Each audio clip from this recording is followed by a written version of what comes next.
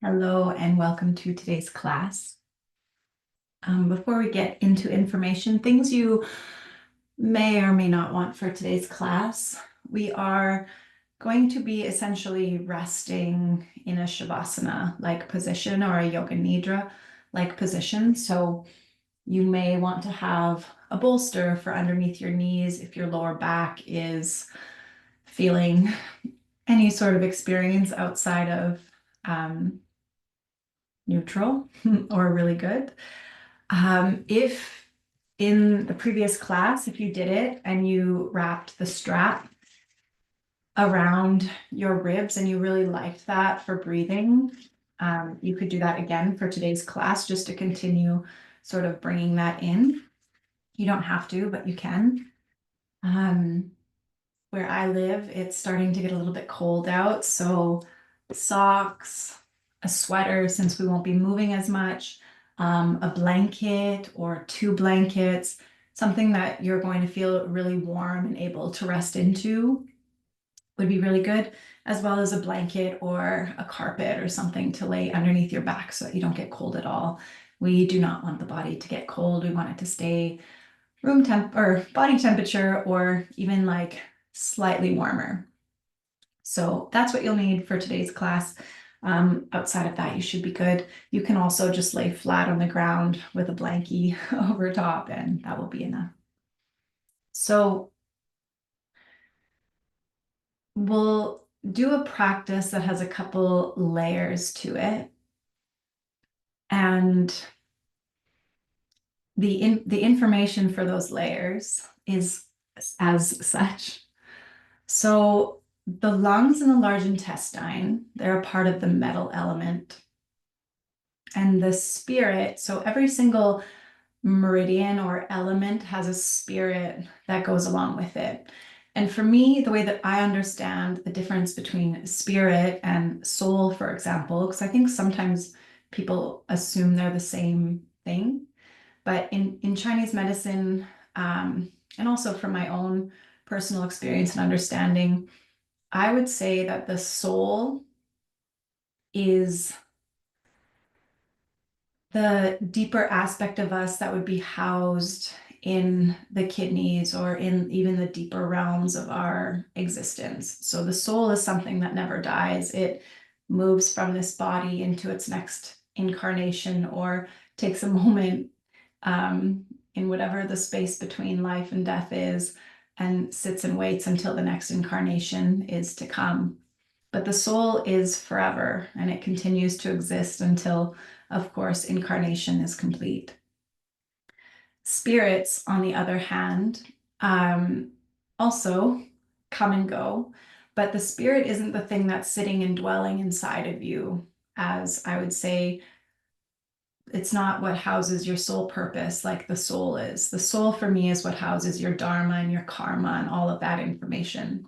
Whereas the spirits, and when I'm talking about spirits today, the spirits are, there's a couple spirits in the body. In Chinese medicine, there would be 5 spirits that move along with the elements in different ways through your body. But the spirit is something that can come and it can go. In Chinese medicine, they're like in the metal element, the spirit is called the Po, and it's actually the physical form. So our physical form in Chinese medicine is one of the spirits of the body that is involved in balance and keeping things unified, because part of the lungs is being a unified container for universal energy to move through and within.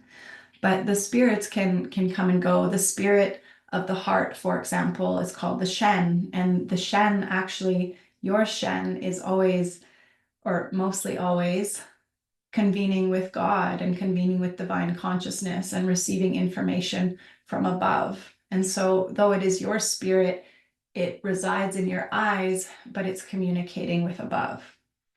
The spirit of the liver, for example, or of the wood element, is the Hun, and it is the spirit that's coming into our body and leaving our body to then talk to the Shen, spirit of the heart, to retrieve the information from God consciousness or from the Akashic records or from divine consciousness or from the universe, whatever you like to call it.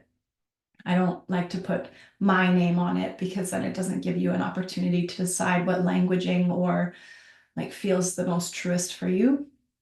So whatever you think is the or feel or name the energy that is kind of orienting and holding the universe together and organizing the way that the universe moves is what I'm talking about. And so the Hun is what is coming into you and your unified form and receiving this information from this global consciousness information.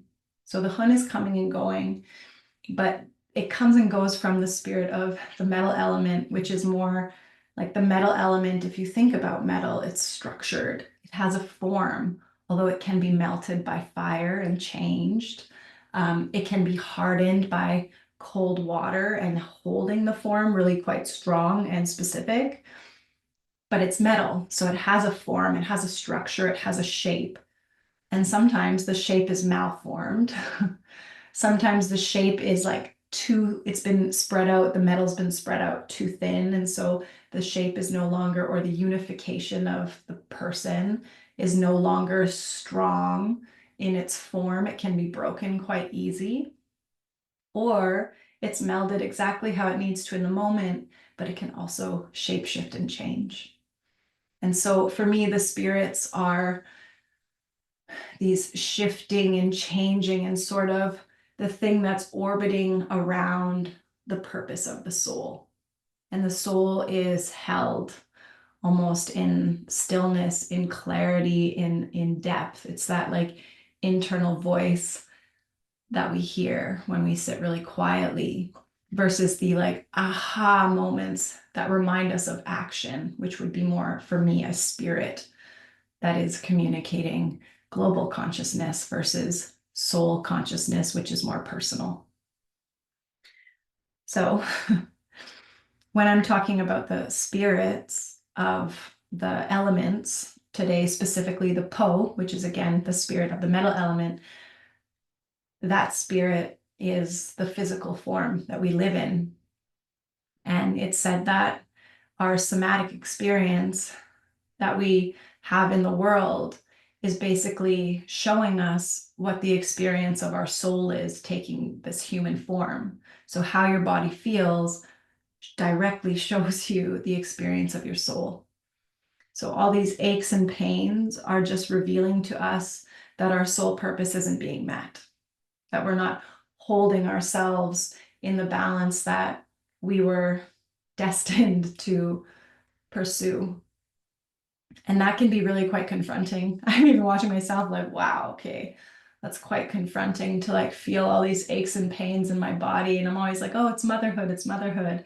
But when we come into that truth of our bodies are always revealing to us the experience of our soul through symptoms and through sensations, then it's something that we can really like, if we can sit in honesty, we can look at like, okay, so what can I really adjust, even within the insanity of motherhood or whatever any of you are going through, to allow this physical form to feel less symptoms, essentially, so that our soul can be at rest in the sense that it knows that we are moving in the direction of its purpose or in its dharma, if we're talking in yogic terms. So that is what the spirit of the metal element allows us, is to experience that in a way of deep honesty that allows us to either feel really like unified and clear in what we're doing, or feeling like disorganized in our human form or even in our human body. Like when I think about things like functional scoliosis, okay, why is our spine taking a shape that doesn't serve it? Obviously, if you're born with scoliosis, that's a completely different thing that I'm not going to get into right now. But if it's functional, then like this like divine antenna, our spine is now crooked. So why are we not hearing information clearly? Or why is our body not taking the form of being able to receive clear information? And these are not judgments or things to feel shame about. It's something to ask. And my spine right now feels like it's really messed up since having children. And there's like rotations in weird spots that they're not supposed to be. And when I'm standing, I'm like oddly crooked now. So I just say that not to center myself, but just to be like, it's okay that we can recognize that these things are occurring in our body. And sometimes I think there's periods where we need to feel, what does it feel like to be in a spinal column that's not straight? What symptoms come from that? What lack of spirituality or sacredness in life comes from having this divine antenna be crooked? And then how do we invite ourselves back to unwinding it to become the divine antenna that's a straight channel and column? How do we get there? And a lot of this is, again, I'm talking about it today because it's a part of the metal element. What are the somatic, which just means the body's responses? So, what are the body's responses to how I'm living my life right now? And this all has to do with the metal element. When the metal element is in alignment, then the body's in alignment, then the breath is deeper. When we can receive breath, we can receive information with ease because we're receptive, right? We're open to it. And of course, the other part of the metal element is like, what are we holding on to that's blocking us from receiving this divine information into our physical form or into the form that is capable of awareness? Because if we weren't in a physical body, we wouldn't be able to hear spacious information because we would be divine information. Like we are human form because we're not just divine information. We're actually human form that can receive divine information and turn it into something. We can create from divine information, whereas space or divine information can't create itself because it is it. So this is like a big aspect of the metal element is our ability to receive information and our ability to clear out the information that blocks us from being able to receive more information. And when we can't release stuff, we aren't able to receive more because our physical form is only so big and can only hold so much before there's no more space for more to come in. And what happens in that is that our physical form, our human body, and our human experience then almost gets stuck in a moment in time because there's no more information just cycling and moving through it. We get stuck sort of in the same mindset, the same physical form, like my right shoulder is always just hurting. It's just always hurting. We get stuck in time in this one experience, and yet time keeps moving, but the body stays the same. That sort of thing. And so it can be really interesting to look at these like concepts of letting go and being open to receive. But when you look at why that's actually like really important to the human body, it's what allows us to continue like melding the metal of our body that keeps us in a unified, clear sense that's able to receive and to let go, so that as we're moving forward through the timeline, we're also like changing with the context of what's occurring around us. Metal, again, if we go to the element, if our elements, the 5 elements, fire, earth, metal, water, wood, in Chinese medicine, are not communicating with each other, then fire, your heart, as it's moving through life and receiving new divine information, new like now time information from the people around them, the fire element, everything we learn and receive is supposed to then go down and melt the metal element of our body or the way in which our human structure moves and operates. But when there's no communication between the fire and the metal element for whatever reason, then the metal element never changes and the heart gets stuck. It can't allow life to inform us and to change us. So we can look at one element, but then of course we can expand it out into like, okay, how are these elements actually communicating within my body? Yes, there are seasons where the energy is stronger in each, but at all times, our elements are moving and shifting and changing each other the same way they do outside. So when we can come into relationship with these different dynamics and really understand the philosophy, really like underneath these basic terms, we can actually see the importance of like, why is it really important to, like, on a really fundamental level, understand what it is to really receive and to let go? And what are these dynamics? Sometimes it's like, sure, we need to let go of the last boyfriend or girlfriend or partner that we had. Yes, very important. Sure, we need to let go of a conversation we had with our mothers or fathers that like irked us, you know, or sure, we need to even let go of some of the animals that were in our life and it's super sad, or the people in our life through death, you know. These are these are very important, superficial and also deep things that we need to do. But when we go even below that, it's like, what are these?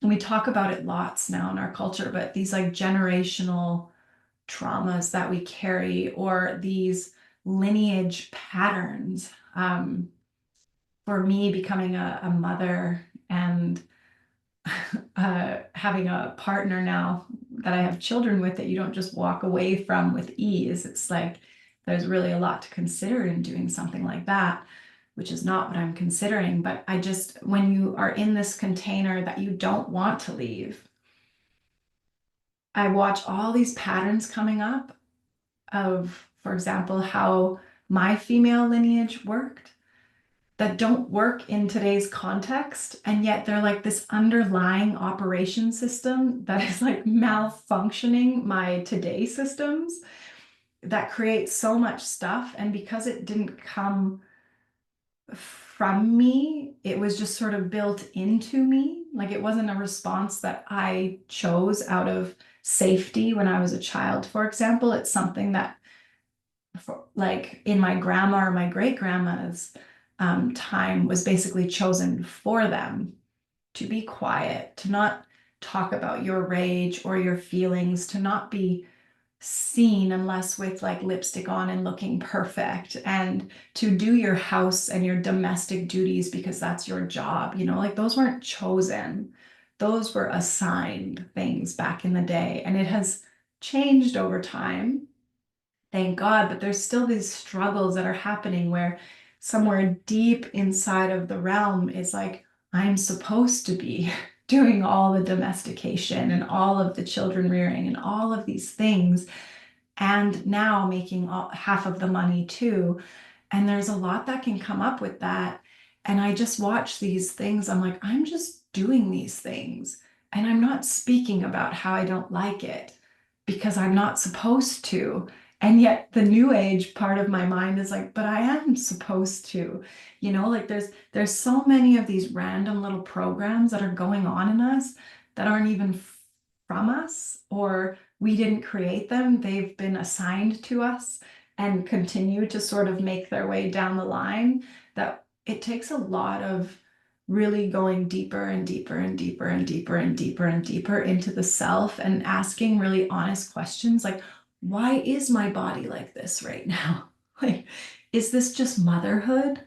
Or is this actually showing me, for example, that this form of motherhood in this context that it's operating is not the truth anymore?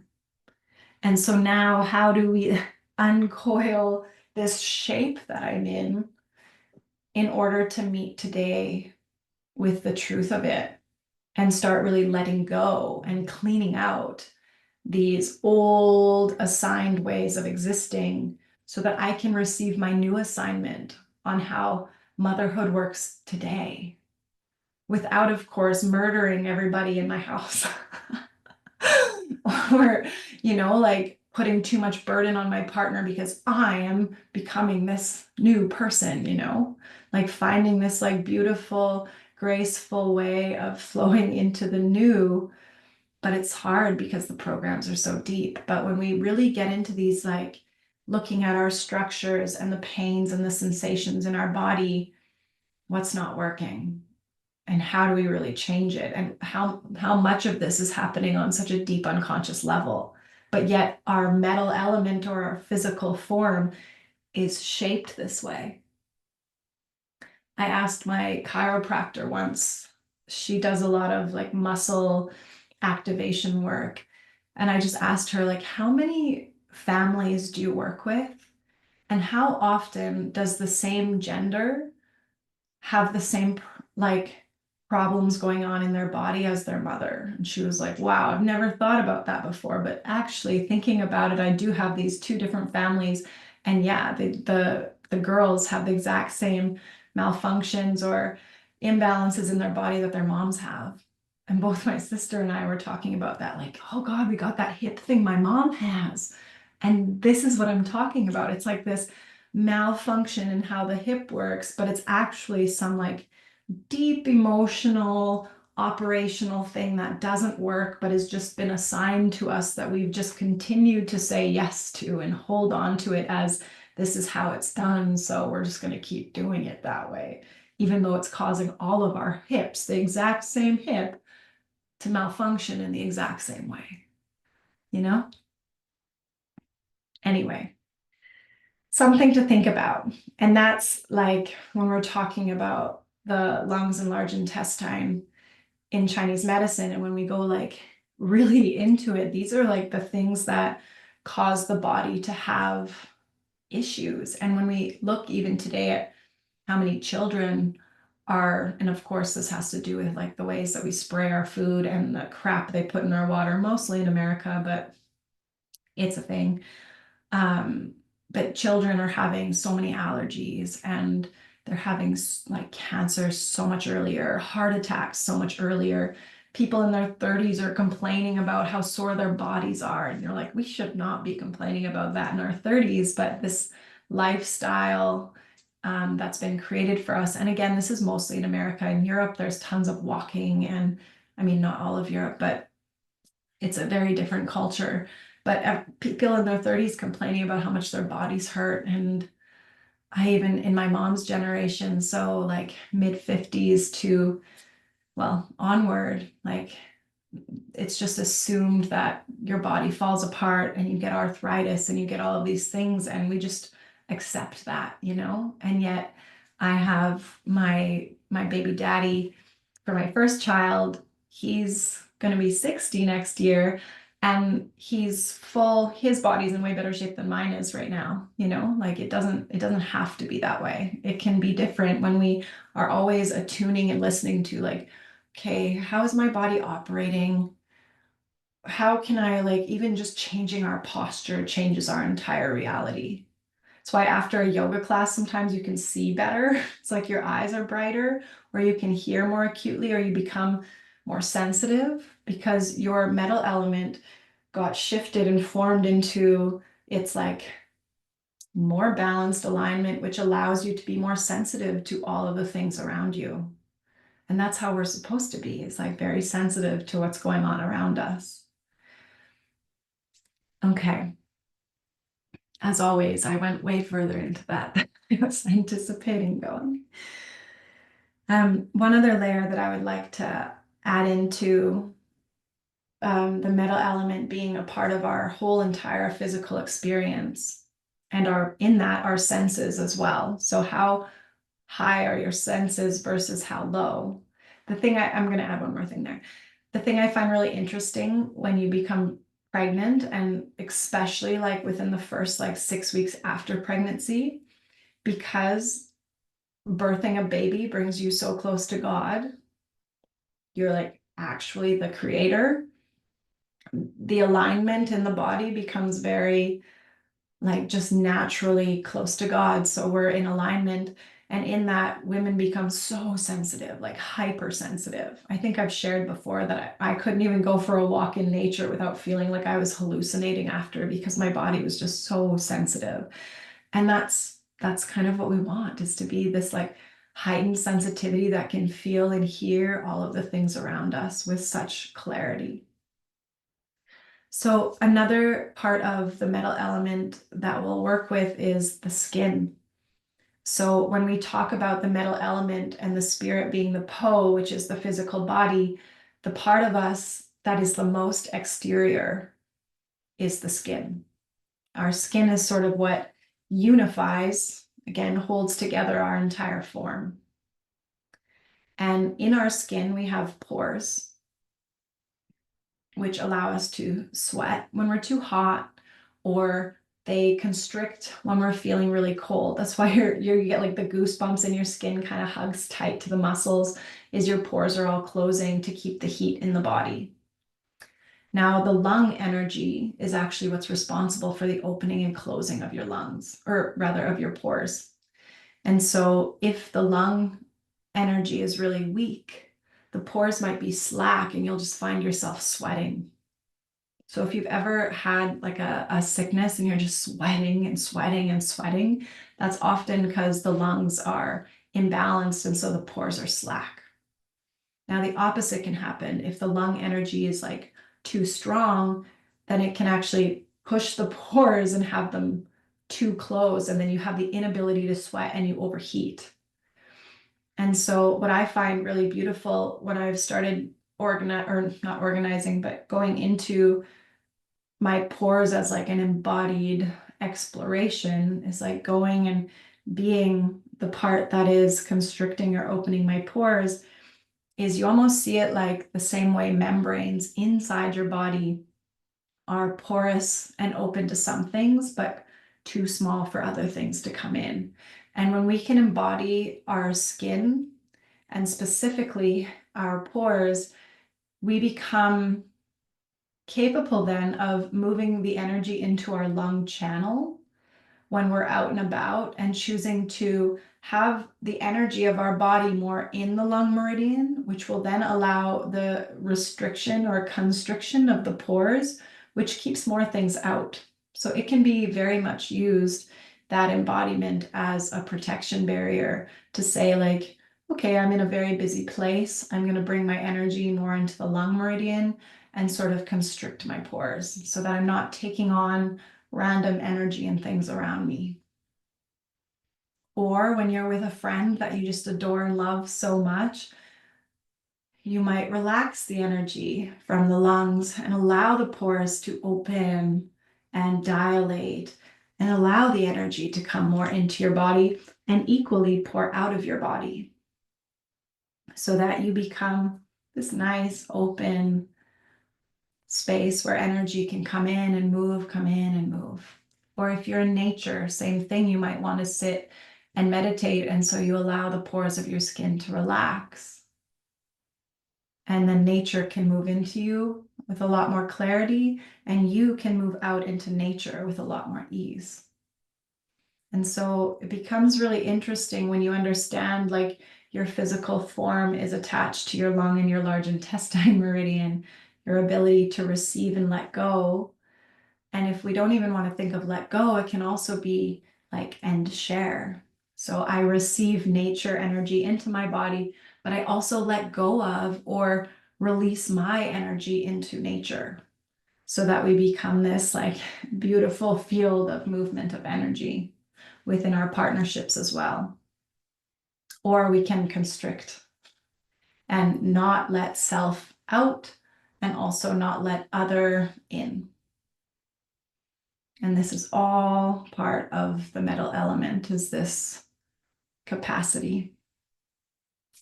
And the Po spirit, which is an interesting piece, is like, because it's our physical form, the spirit doesn't incarnate. The Po spirit, or the metal element, actually returns to the earth when our time is up. And when the soul decides to leave the body, then the Po spirit returns to the ground. And I find that really interesting. Okay. So just to move our body a little bit before we come into a form of rest, you can come up to standing. And if you're late in the day and you don't feel like you want to really move your body now, you feel like you want to go into a place of relaxed, and that you can stay really like alert in your senses, you can also choose just to set yourself up right now in a Shavasana position. I know some of you are practicing at night and some of you are practicing in the daytime, which is the fun part about this space, is you can do it whenever. So you have options. Just start to set yourself up and move into a place of rest, or stand, and we're just going to bounce a little bit. Bouncing not only allows us to sort of move the energy through the body, but it also gives the body a chance to sort of compress and expand, which the body really likes. So you can walk around your space and bounce. You can shake your arms below or up high. You can make fists and sort of pound the different parts of your body. You can shake your head, just letting yourself sort of shake out the day or wake up the energy if it's the beginning of the day. You can kick your legs.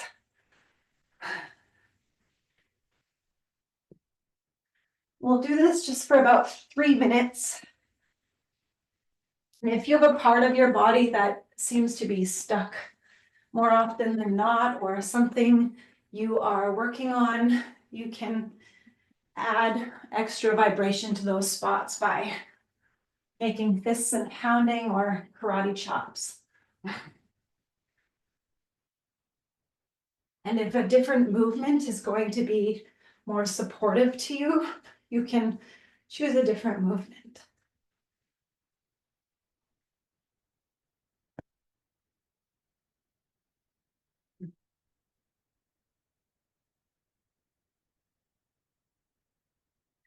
And I will stop talking so that you can tune into yourself and just ask, what is going to be the most supportive? Not what do I want?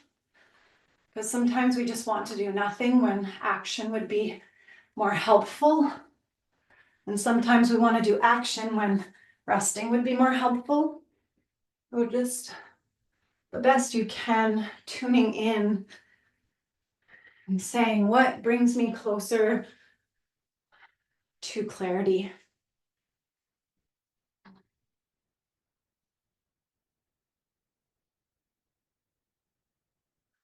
And if I'm not worried about what my movements look like or how perfectly I'm doing them, what would the movements be?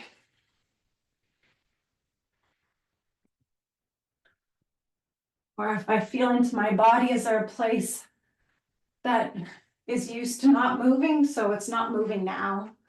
How can I get it to move?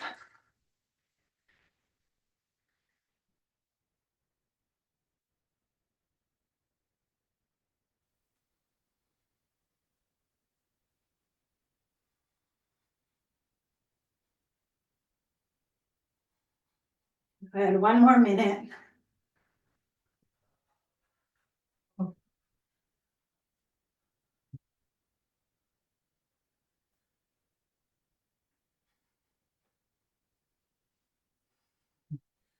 And if you feel like you're starting to slow down, but your body's like, oh, I need a little bit more, invite yourself just to do more than maybe the habitual pattern is. Or if your habitual pattern is to do more, can you instead choose to do less?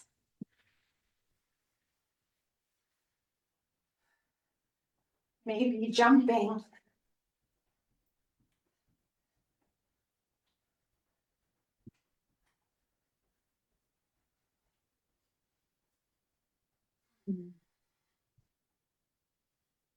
And last few moments.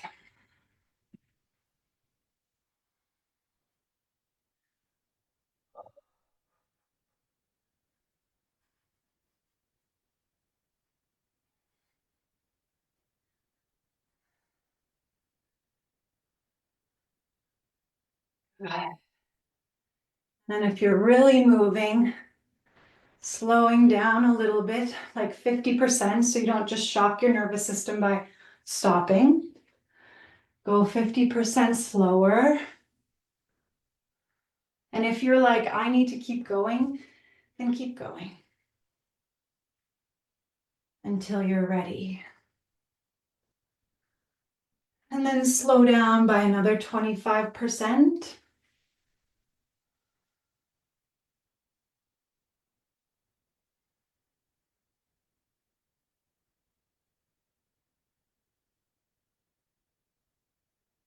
Notice if you have an attachment to, like, oh, I'm moving, I'm just going to keep going, and see how easily or difficult your body transitions from fast, slow, or from yang to yin, without judgment, of course. And then another 25% slow down. You might almost even move into a walking meditation by feeling your foot on the ground as you step forward.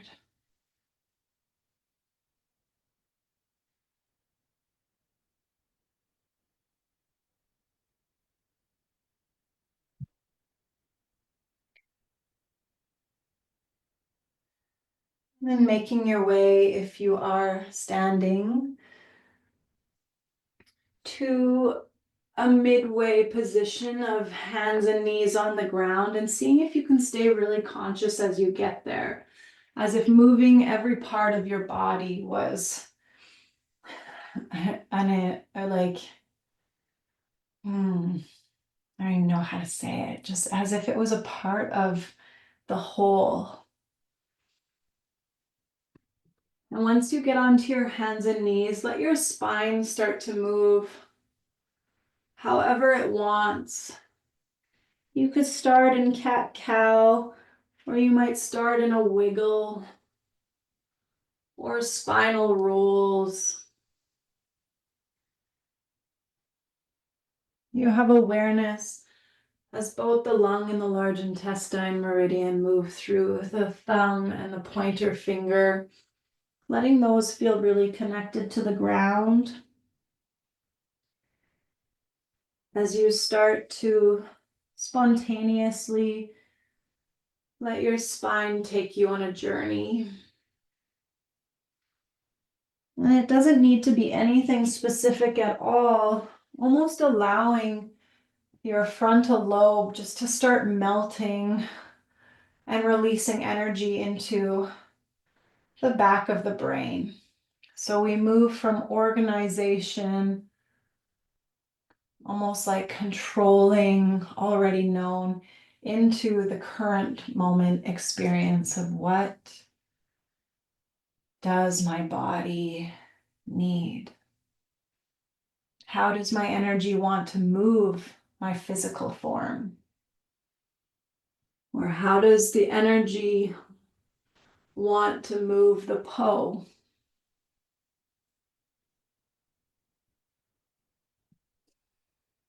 And what you might find when the energy starts to move the body is the breath will start to do its own thing too.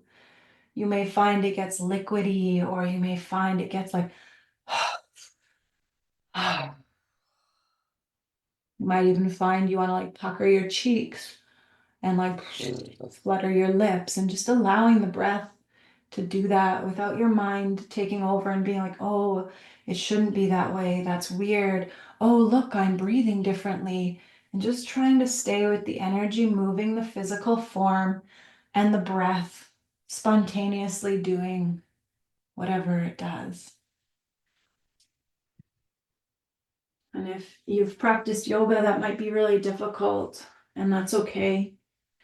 We're used to kind of controlling the breath and letting it move the body in a controlled way. And now you're being invited to do the opposite of instead letting something else choose how the breath moves, and something else choose how the physical form is moving.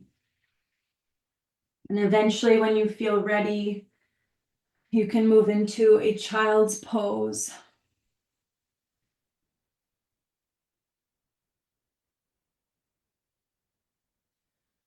But again, not needing to go there right away just because I said where we're going next, but rather waiting until the spontaneity of the energy is ready to then come to a more yin state of containing now and holding the energy as it continues that dance without movement.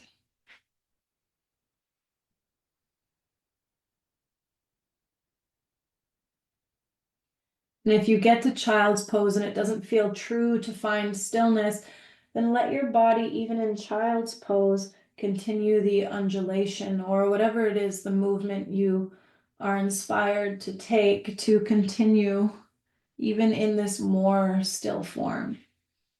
So even as you come into a yin structure or place of awareness, you might find the yang activity of the energy is still full and curious and wanting to move.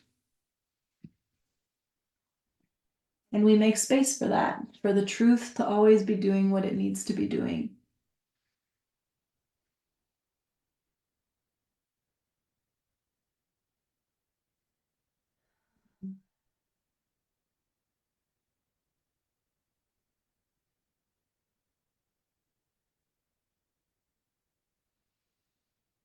Good. And from child's pose, bringing your breath into your ribs. Now we invite in a little bit of not so much control as it is direction. So directing this reception of breath into widening your ribs.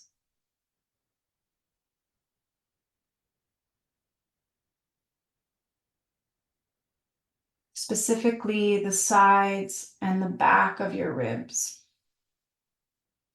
And the one thing I guess I want to be really clear with is that there's not one way to do something. And so if we want to change the way our physical form is so that it becomes more in alignment with our soul purpose, then it can be really interesting to play with the different ways of like, how does the energy want to naturally move? And then when I bring energy into specific places, what can I learn from that? So when I bring my breath into the widening of my lungs, but also the expansion of the back of my lungs, what can I learn from that? Is one side tighter than the other? Am I breathing more into my right lung or my left lung? Does one side have the capacity to expand a little bit more than the other? And then we can use this awareness as well as this massaging of our breath and direction of the breath into the side that is maybe tighter or the spot that's holding a bit tighter. And we can just very beautifully and very gently allow the breath to warm and sort of massage and widen the fascial structures that are holding things in a particular way. And we can bring in hopefully, if we feel safe, a sense of safety where the nervous system will say, okay, we're safe right now. That means I can invite more information in. I can release some information out, and we can start changing the way these tissues are holding themselves. And so in this moment, in this child's pose, just inviting the warmth and the moisture, our breath is quite moist, into the width of your ribs, into the back of your ribs, and just allowing your experiential mind to feel and sense what's happening on the right side, the left side, even the central axis. Can I give my physical or structure to the ground a little bit more and let it hold me so that I can maybe even feel more safe in this moment, which will then instigate my nervous system to be able to receive and let go even better. Not better, but just more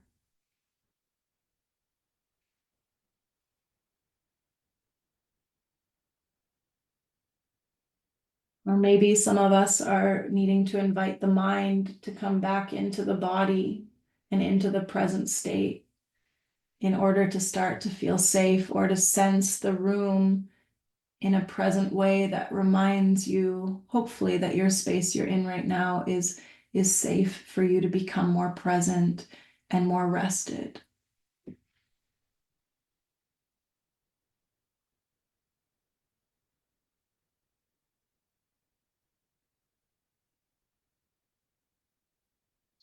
And if you find a spot while you're breathing that feels like it has a holding pattern, you can also just spend time there and gather more information. I always like to ask myself the question, like, not where does this come from, because it really doesn't matter.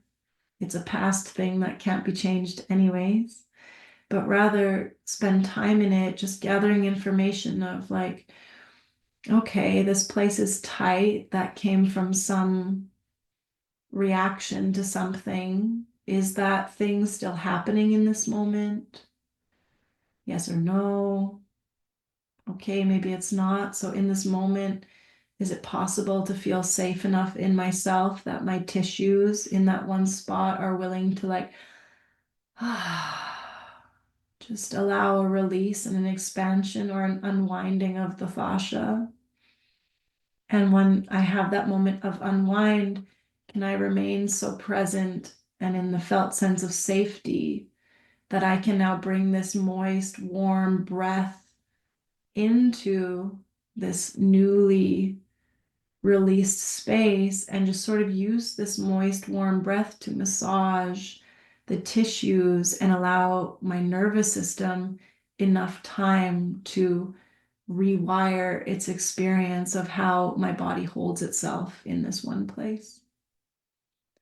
And this is the importance of practicing presence and being able to almost suspend space and time while we're in a present state so that the body can rewire itself to now and out of past.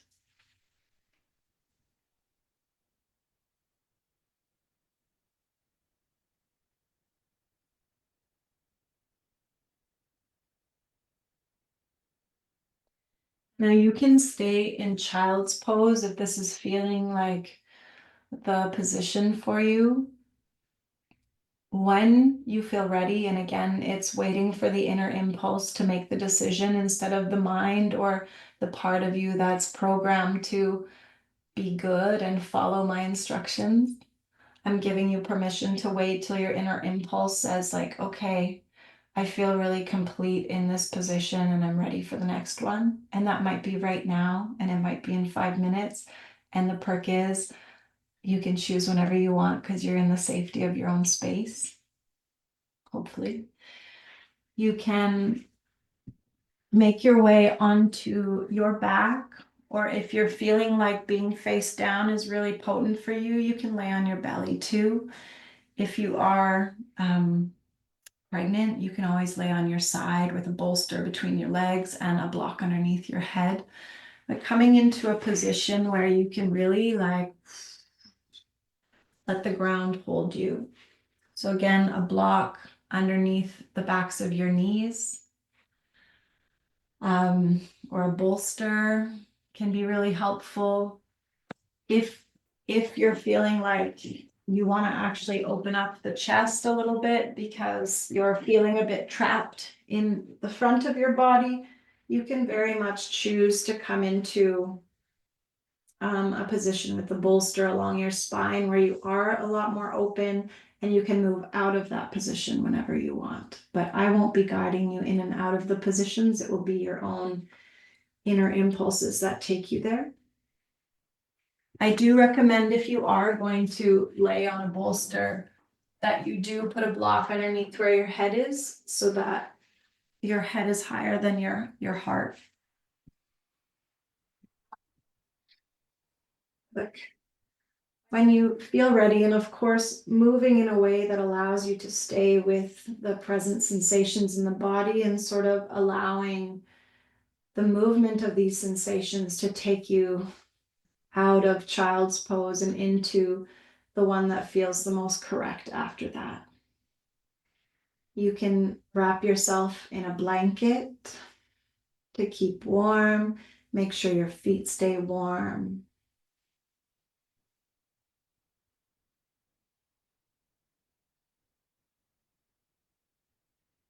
Once you choose your position,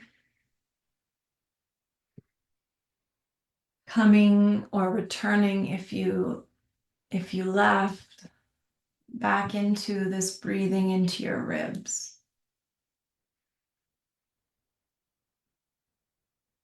And as our physical body is an expression of our soul's state, you can utilize the quality of your breath, the ability of this expansion on the inhale to show you something about your ability to receive in this moment.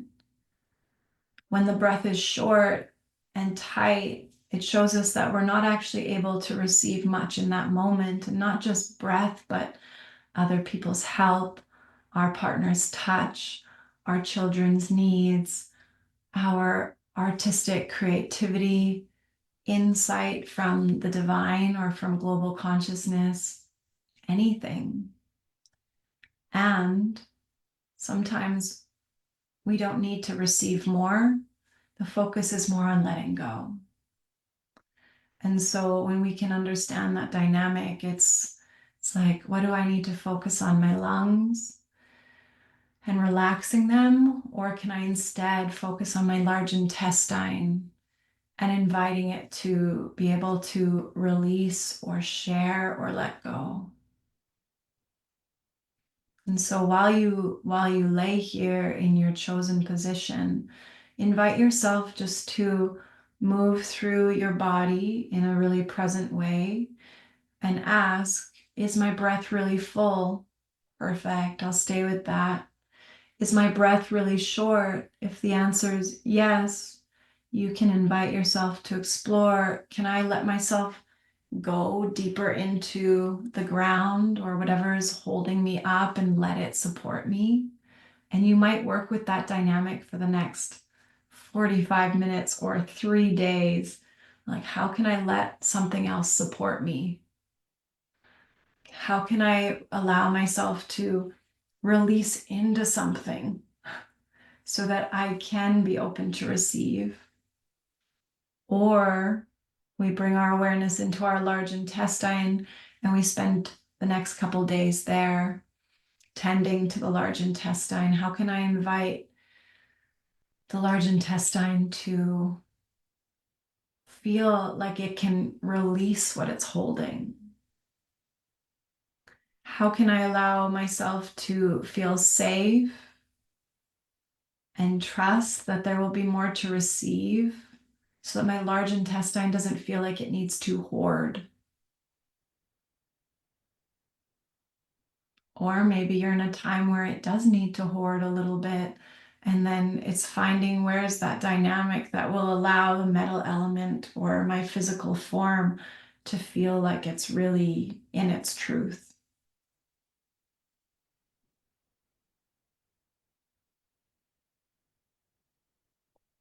So I give you a moment of silence just to be really present to what is happening in your body.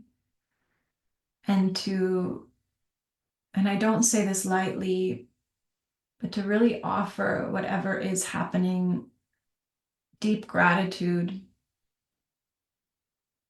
as whatever is happening was an adaptation to something that was quite brilliant in the moment.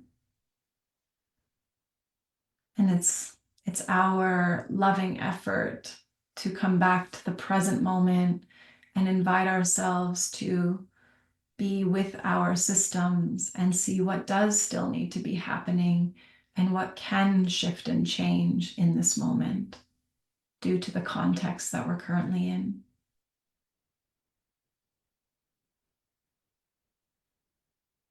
So focus on being open to receive, Or do we need to bring our energy into releasing and feeling safe enough that we can release? We don't need to hoard or hold.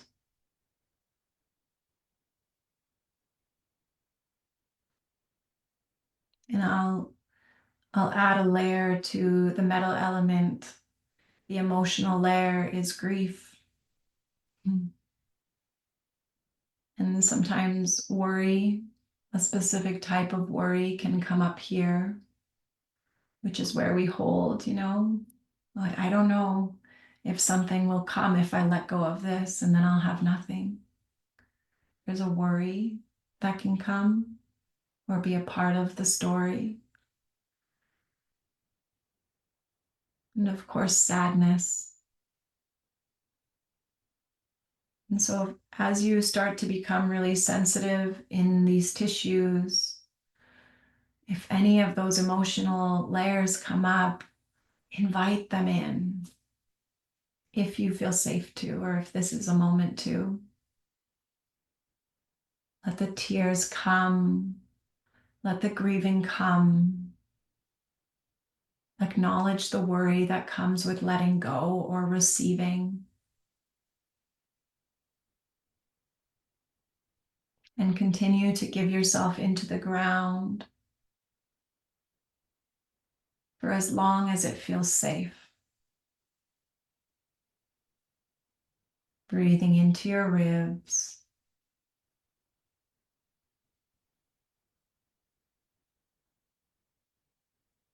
Being with whatever arises.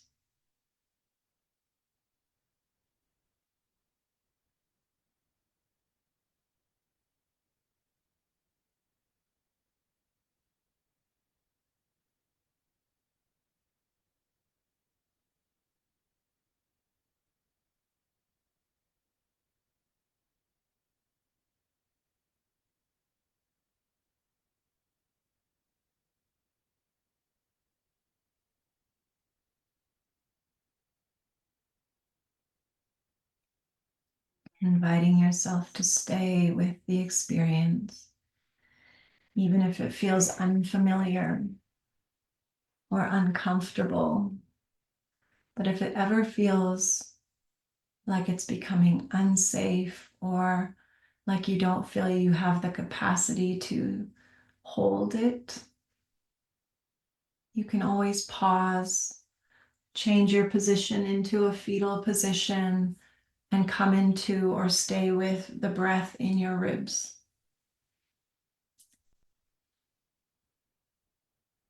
Keeping your jaw soft.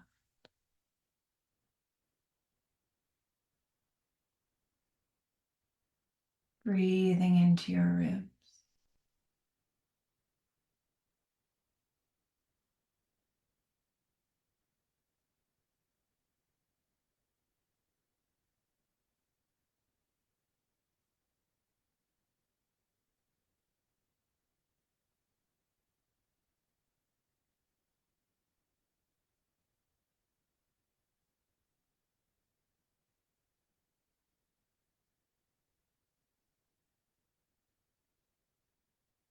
Your energy body, as you're breathing into your ribs, is sliding along the inside of your lungs. It's sliding along the inner rib cage. It's sliding along the top of your diaphragm.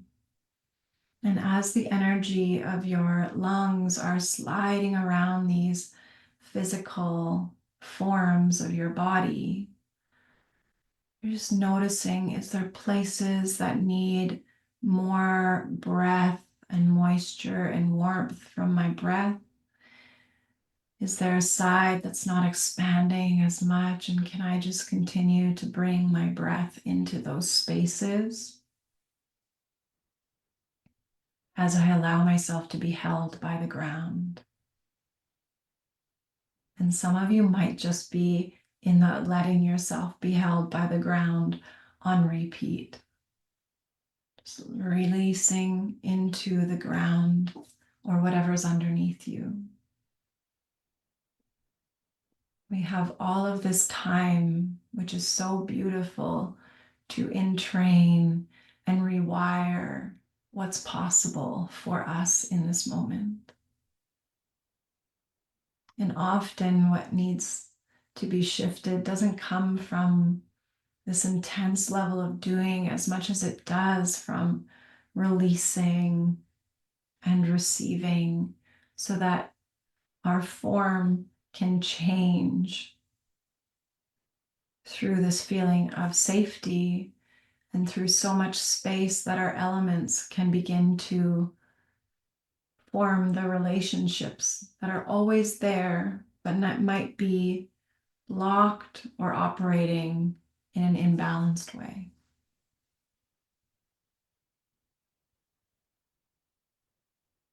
Breathing into what's here now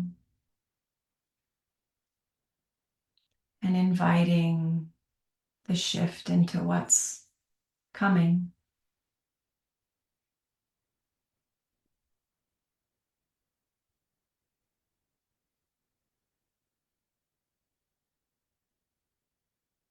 And if you start to get the feeling of warmth arising in your body, start to let that warmth of the energy or of the prana that gets built in the system through conscious breath, through presence, let that warmth start to move its way through your inner skin. And if you don't get to that point, it doesn't matter. Just let all of what I say from this point on go, and just stay with breathing through the lung tissue, the ribs, and the diaphragm, and inviting some equality in the right and the left side, and some moistening and warmth to happen in the places that feel like they're woven a little too tightly. If you feel like you're ready for a next step, or like there's a lot of energy building and there's a lot of warmth building in the tissues, then we continue and move this energy through the lungs, which tend to spritz, the Chinese say, like a fountain. And they move through the layer called the kuli, between the skin and the muscles. The prana flows. So allow this warmth, if it arises, to start pouring through the space between your skin and muscles. And allowing this warm, moist energy to moisten your skin and to sensitize your skin as it moves along it, as the prana builds in your body.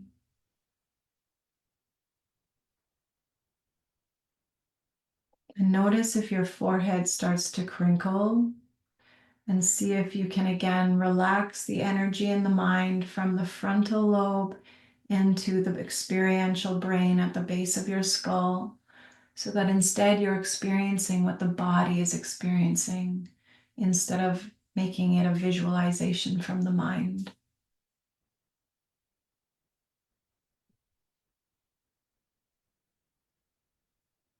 Unless that's how you get to it, then of course, let it happen. And as you breathe, allowing this spritzing of the prana to move between the skin and the muscles. It might be easiest to start moving it through the upper chest, through the shoulders and the arms and the hands. And eventually, if the energy continues to build, you can let the energy slide down the ribs, the abdomen, the back, eventually through the hips, the legs, and the feet, until your whole body and the whole space, the kuli between your skin and muscles, is filling with this warm, moist prana.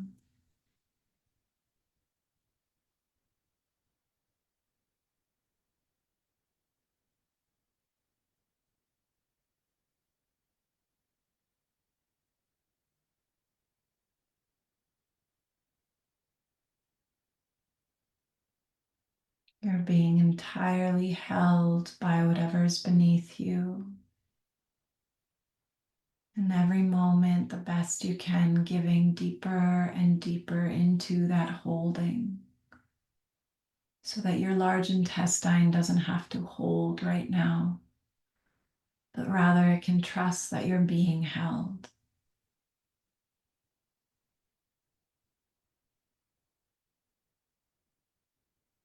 That your skin itself will keep you unified as the ground holds you.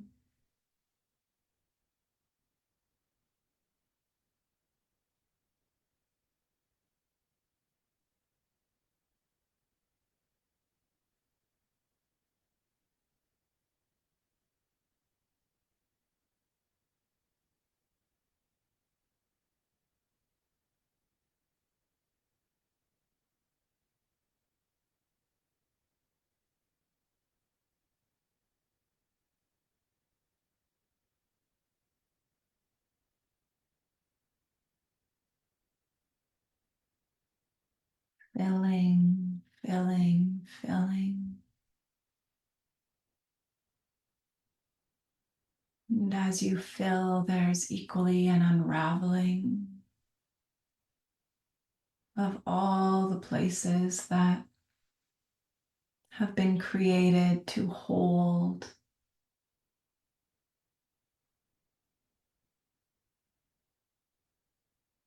You fill and it unravels. You fill and it unravels.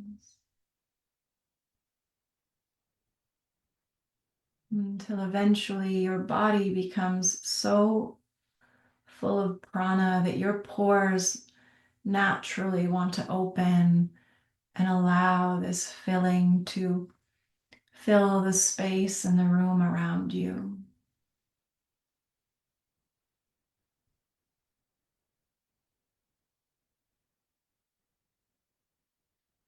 And they open equally not to just fill the space around you in this giving or this offering, but rather you start to receive the space into you as well, this space that's always filled with more.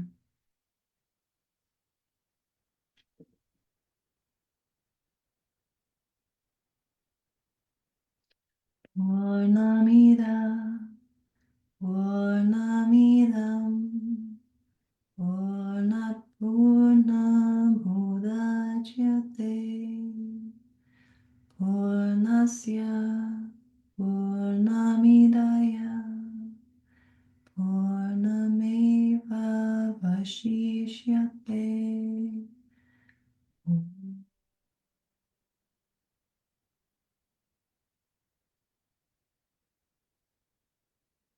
And if you feel like through this consistent breath, through this building of prana, through the prana moving through the space between your muscles and skin,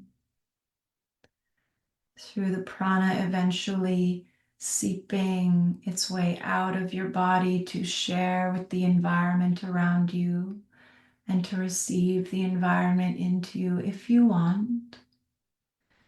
Perhaps you reach a point, and maybe not, that you allow this prana to reach out to all of the people that you love, which might be everybody on the planet. Or it might be your children or your family or your friends or your mother and father or siblings. And you allow this building of prana to move and reach them and touch into them and fill them. And as you do, you receive them back into you or what they're capable of giving back. And allow yourself to lay in this space being so deeply held by whatever's beneath you that you feel safe to expand. And again, we only expand as much as we can feel safe.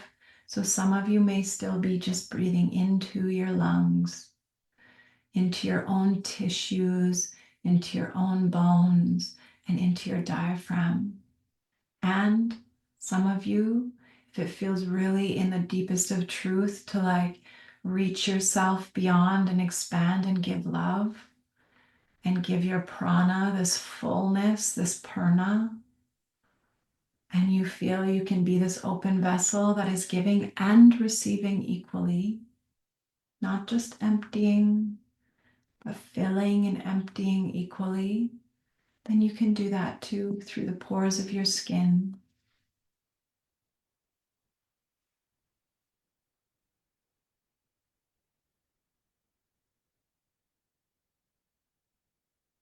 Even though you are unified, we can be porous, so porous through the pores of our skin that we can become so expansive and big while still in our human form. We can be so held by the element of the earth that it is safe to become as spacious as we can. But sometimes before we can become that spacious, it's learning to trust the earth and its benevolence and its ability to hold you as you expand. And that alone can be a year journey, an 8-year journey, a 7-year journey, a 20-year journey. So we stay with the truth of now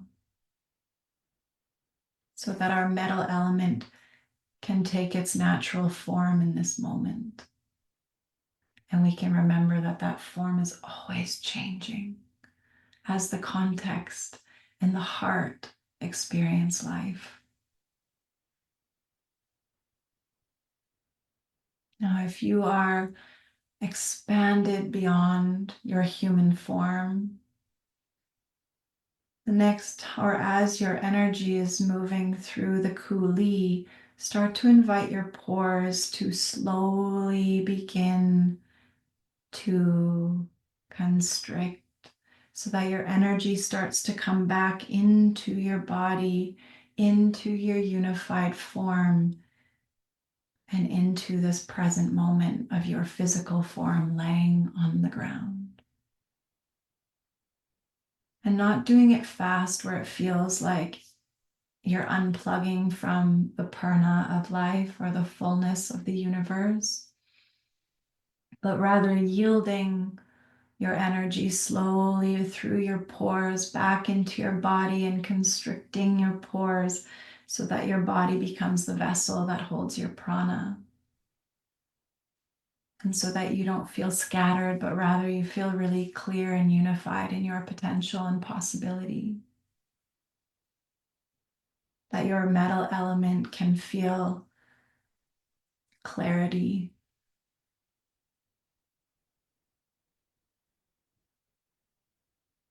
And once you've drawn all of your prana back into your body and you've constricted the pores of your skin, come back into breathing into your lung tissue, witnessing your bones as they expand and how the muscles between each of your bones expands as you breathe in and slowly constricts as you exhale.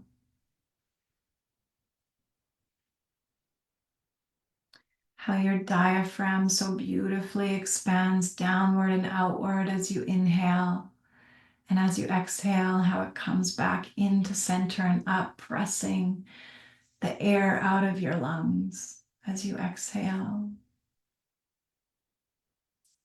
Your consciousness, this present moment, becomes so here and now that you can, with your skin, sense the space around you, its temperature, its humidity. As you breathe into your lungs, you begin to hear the sounds of your space. You begin to smell the space. You might even feel and notice your hair and the top of your head and your skin itself with the fabric that it's draped in or the way that the air touches you. Allowing yourself to become so enveloped in your existence in this exact moment and space and time and whatever it is that's going on. Here you are, as full as ever, as honest as ever. Breathing into this precious body of yours that gives you form for spirit to do its dance within and without. This form that allows soul to exist and to create upon earth, that allows your soul to relate to other souls, to touch other souls. This beautiful physical form. And let your hands come up and touch the skin of your face and how here you are, softly exploring your face and all of its shapes and textures. And even exploring your ears and your throat, and your chest, and your collarbones, your hands themselves, your arms as you breathe into this form, letting your hands just trace you. You can even start to let your eyes open as you trace yourself so that you really, really enter into your form in the present moment and into the space that you're in. We are a part of our environment, and our environment is a part of who we are. You can touch your feet and maybe even give them a squeeze. This part of us that is in relationship to the earth the most, that holds us upright often. And when you feel ready, curling up into a ball on one of your sides.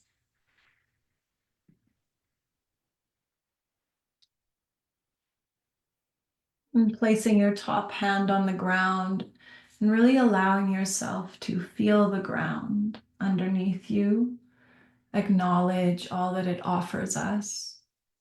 This reminder of safety if we're able to give into it.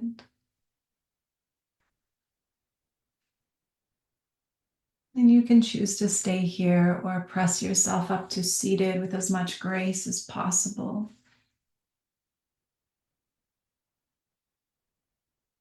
Your hands can come together at heart center, or you can place them on your body, wherever feels natural. If you're not sure, explore both or other options until something feels like, that's the sacred position right now.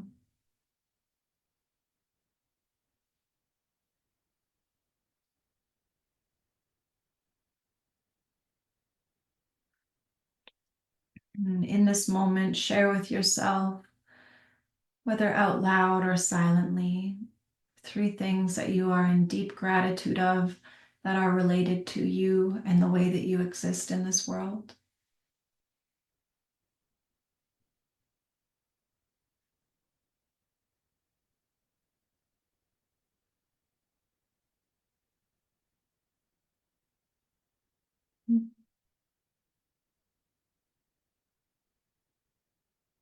And may we, throughout this next week, just notice how we're holding our physical form and just invite the question of, is this supportive of my soul purpose? Or could I hold myself a little bit differently? And sometimes how we're holding ourselves is like when standing in a line. Sometimes it's how we're sitting. Sometimes it's how we're moving or acting or reacting or responding. Is this how I want my body to move? Is this supportive of my soul moving forward? And then we have the opportunity in that moment just to change the way we're moving our body. And that will in turn change the way our metal element is interacting within us. Mm. Thank you so much for being here. I appreciate it in such a big way. Mm. Satnam.